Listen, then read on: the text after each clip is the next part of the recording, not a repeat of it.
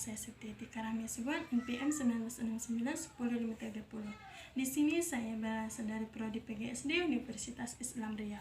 Nah, kali ini video yang saya buat adalah tentang pemahaman saya kepramukaan dan UKS. Untuk pemahamannya pertama adalah tentang alasan kenapa mata kuliah kepramukaan dan UKS SD ini dipelajari oleh mahasiswa SD. Karena kita sebagai calon pendidik, menurut saya kita sebagai calon pendidik itu diharuskan untuk menjadi pembina pramuka di sekolah dasar yang kita tekuni. Karena apa? Karena pramuka nantinya dapat membentuk karakter anak menjadi nasionalis, berani, bertanggung jawab, dan berkepribadian positif lainnya yang bermanfaat untuk menciptakan karakter anak. Nah, untuk yang kedua, pemahaman saya tentang kepramukaan dan UKS ini, yaitu yang pertama adalah sejarah kepramukaan. Sejarah kepramukaan tidak terlepas dari gagasan dari Baden Powell of Gilwell, yaitu yang nama lengkapnya adalah Lord Robert Powell of Gilwell, yang merupakan Bapak Pandu Sedunia. Nah, ide cemerlang dari beliau ini dituliskan atau dicetuskan pada bukunya, yaitu Scouting for Boys. Nah, lalu yang kedua adalah tentang Gerakan Kepramukaan Indonesia. Gerakan Kepramukaan Indonesia ini adalah nama organisasi pendidikan nonformal yang menyelenggarakan pendidikan kepanduan di Indonesia.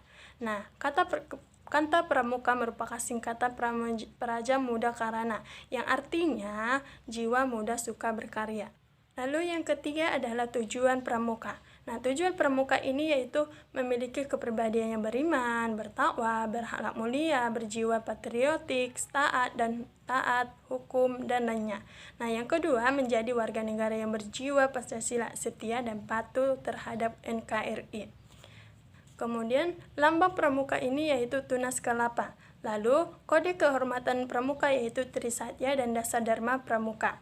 Nah, lalu yang terakhir adalah golongan pramuka atau golongan anggota kepramukaan. Yang pertama itu pramuka siaga yang berusia 7-10 tahun, dan yang kedua adalah pramuka penggalang yang berusia 11-15 tahun. Yang kemudian pramuka penegak yang berusia 16-20 tahun, kemudian pramuka pendega yang berusia 21-25 tahun.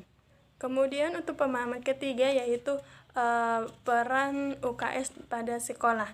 Nah, menurut saya peran UKS sangat penting dalam dunia pendidikan, terutama pada sekolah dasar sebagai tahapan pertama, di mana UKS itu bertujuan meningkatkan mutu pendidikan dan prestasi belajar. Nah, peran UKS tersebut juga sebagai meningkatkan atau memperbaiki derajat kesehatan anak di sekolah, diantaranya pemenuhan gizi seimbang, sehingga mendapat pertumbuhan atau perkembangan dengan optimal. Selain itu juga, UKS berperan sebagai sarana pengobatan anak, misalnya luka ringan pada saat bermain dengan teman-temannya, kemudian juga sebagai sarana pengobatan saat melakukan kegiatan kepramukaan.